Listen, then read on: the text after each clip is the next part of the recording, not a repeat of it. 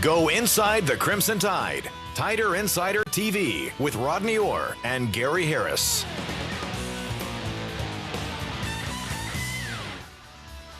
And you're looking live from atop our tower cam at the now completed south end zone expansion of Bryant-Denny Stadium. And right off the top tonight, we're going to take you on a 60-second tour of the new addition.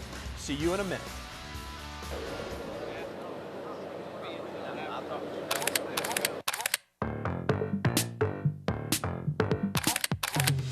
Welcome you to the south end zone. It went smooth, went 16 months. When we completed the north, I felt a 92,000-seat stadium would serve our needs. But with Coach Saban coming in, the success of the team immediately, all of that said, enclose the south, build it bigger. Coach Moore's always asking what can we do for the fans. We had the bottom space, what we call the outdoor market, available. The marketplace area there, we've offered a part of that to the university for a welcome center. Along with a Zoe's kitchen and a yogurt lab. 4 years ago, I was bragging that we had the best facility on the other end, and Coach Moore called me in and told me in Alabama we don't brag, we just tell people we have what Alabama deserves. So all I say is there's no question we have what Alabama deserves. As I said to Coach Moore yesterday, wow, about all you can say. And with that, we say good evening and welcome into another edition of Tider Insider TV presented by Buffalo Rock. You know what that means. Diet Pepsi today because I've picked up 6 pounds since I went on vacation in June, so I got to nip it in the bud right now. So going 0 calorie, but the taste is just like 150 calories. Yeah. That's why I like it. Alongside Rodney Orr from TiderInsider.com, I'm Gary Harris. And Rodney, we are jam-packed. Already that great piece by John Huddleston. You didn't get to make it on the tour yesterday morning, but after watching that, you felt like you did, I didn't said, you? wow, before you did. Yeah, I mean, it's unbelievable. Unbelievable. I tell you, people that have not seen it yet are going to be amazed. It looks absolutely beautiful. But as I said, a lot to get to, so let's get right at it. Stories making headlines today surrounding Alabama football. The Crimson Tide opened practice last week, but the pads came on Monday, and two-a-days began this morning. They worked out at 9:30. They'll practice again tonight. Now, after this morning's workout, head coach Nick Saban met with reporters and said, so far, so good. We've been having pretty good practices. Guys been finishing practices. Guys been pushing through it. I think they're showing a little mental toughness and maturity, in being able to do that. And some player updates. Heisman Trophy winning running back Mark Ingram returned to practice on Monday after missing Saturday and Sunday to attend his grandfather's funeral in Michigan. And defensive back Kendall Kelly out of Gadsden City still not practicing. He experienced heat-related dizziness during the Tide's first day of drills. Doctors are trying to examine and figure out exactly what's wrong with Kendall Kelly. Coach Saban says they're going to hold him out until they can identify the problem. You have to err on the side of caution. And look at this. I said tonight on the sports writing, this is almost not becoming newsworthy. Yeah. Alabama's on the cover of Sports Illustrated so often that it's almost old news, but it's always good news. 4 regional covers around the country in their football preview editions. Alabama, Texas, Boise State, and Ohio State featured Alabama in the Southeast. It says the Tide has the defense to win it all. You've got Mark Barron, Marcel Darius, and Dante Hightower. They're #1 preseason, and that's scary if Alabama has the defense to win it all after losing 9 starters, because we know the offense is going to be jacked and ready to go. And Rodney, let's get back to practice. We've both been out there observing what we can. They've actually let us watch a little more practice so far this year, 3 periods, and I tell you what, you and I said the same thing last year going into the season. As a matter of fact, I wrote a piece for TiderInsider.com that said Alabama passes the eye test. Well, another year under Scott Cochran in the strength and conditioning program, they're even more impressive physically this year to me than last year, if you can believe that. Yeah, and the thing about it also, Gary, is they brought in another batch of highly touted freshmen who look very good in terms of the physical appearance. Again, we don't know what they're going to do as football players. It's too early to tell, but they are a very impressive group. We told you last year that was probably the most impressive looking physical freshman class we'd ever seen. There's R.E.K. Kwanjo.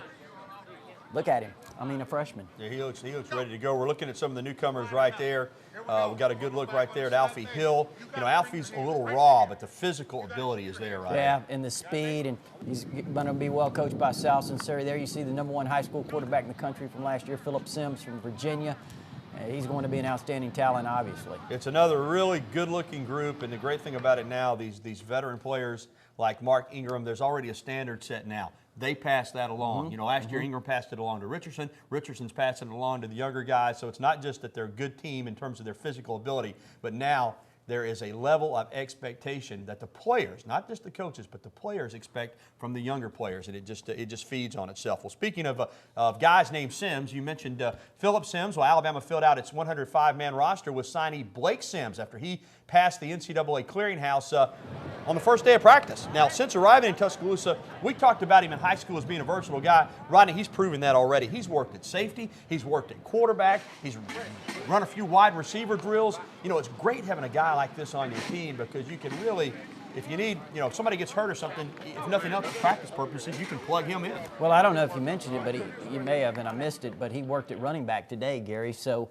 again, he's worked at a lot of different positions. We'll continue to do that. Nick Saban saying today they're kind of trying to develop a role for him as a quasi-quarterback / running back, you know.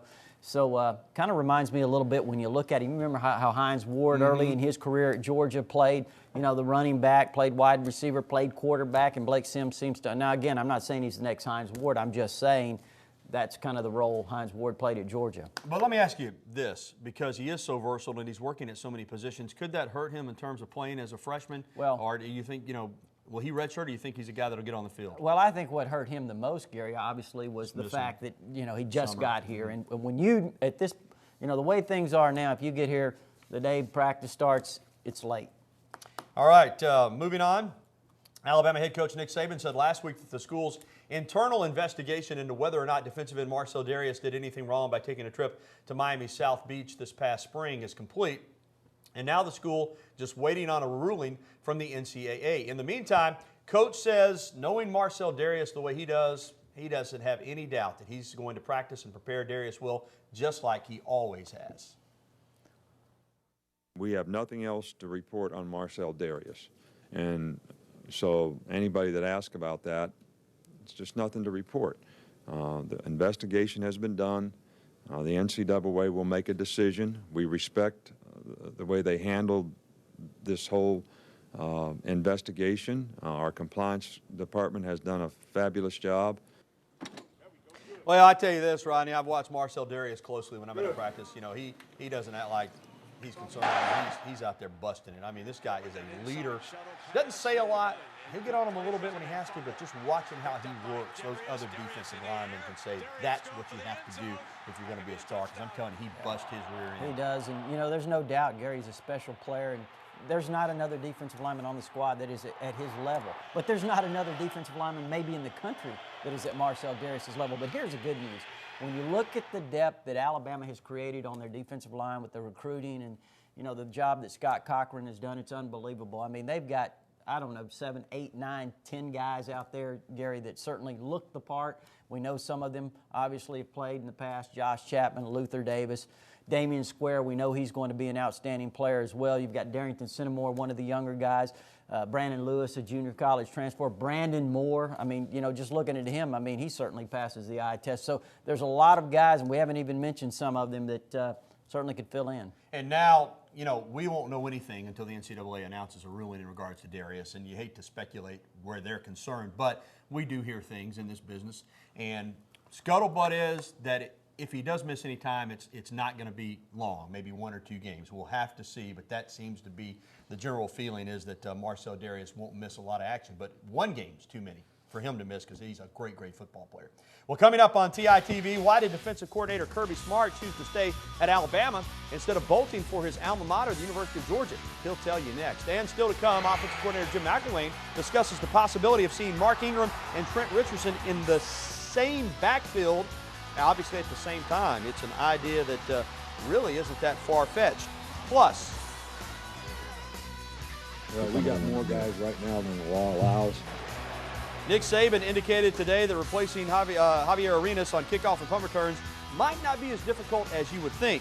We'll tell you who the coach is looking to get the job done in the kick return game. Plus, we'll be taking your phone calls and getting to your emails. If you want to get in touch with us, 205-348-WVUA. That's 348-9882. Let me remind you, there is a delay. So when you call in, please turn your television down. It'll get you all confused. or you can email us at TITV@WVUATV.com. Stay with us. We're coming right back in a couple of minutes. More Alabama football on Tider Insider TV in a moment. But first, I got to talk to you about one of my favorite places to eat in Tuscaloosa. Nuke's Express Cafe, 205 University Boulevard East in Tuscaloosa, just up from the UA campus. Open for lunch and dinner 7 days a week. I've told you before, but you go in, you step up to the counter, you order, you pay for your food, they give you a number, you sit down, they bring it out to you hot and freshly prepared. It's great. Some of the best sweet tea around as well. They've got those oven-toasted sandwiches, California-style pizzas, hand-tossed salads, all made with fresh ingredients, a beer and wine menu, and a big dessert menu featuring cakes, brownies, and Rice Krispie treats. Try them. You'll be glad you did, and you'll go back again and again. Well, Sunday was a rare opportunity for the media to speak with Alabama's offensive and defensive coordinators, one of the few times that we get to during the course of a season. Defensive guru Kirby Smart is returning for his 4th year, while offensive architect Jim McElwain enters his 3rd season at the Capstone. This offseason, Smart received serious interest to run the defense at his alma mater, the University of Georgia. In fact, he had an offer, while McElwain was rumored for the possible head coaching job at San Jose State, Alabama's first opponent. Sunday, both men were asked by reporters how things went down and why they decided to stay at the U of A. There's a lot of kids on this team that I help recruit. I feel very loyal to those guys, and I'm really excited about the opportunity here. And my wife loves Tuscaloosa, and ultimately it's about a family decision and a business decision, and that's what it hinged on. Probably the biggest thing is nobody really wanted me anywhere else. So, I count my lucky stars. I mean, being a kid from Montana, you never thought you'd be standing up here even talking to anybody like this in a room. So those parts are good. Hopefully someday we get an opportunity to, captain our own ship and see if I can screw that up, Don't feel bad, Coach. Nobody wants me anywhere else either. So we had Media Day on Sunday, Fan Day, and Picture Day. Say cheese, see, proof positive, Nick Saban can smile. A big smile, indeed. Good-looking group there for Picture Day on Sunday. Well, coming up, we'll return kickoffs and punts for the Tide. We'll tell you what Nick Saban thinks about it. Plus, offensive coordinator Jim McElwain is back, this time commenting on the dynamic duo of Trent Richardson and Mark Ingram. Plus, your phone calls and emails. Again, the telephone number, 205-348-9882, or you can email us, TITV@WVUATV.com. This is Tider Insider Television, and we're coming right back.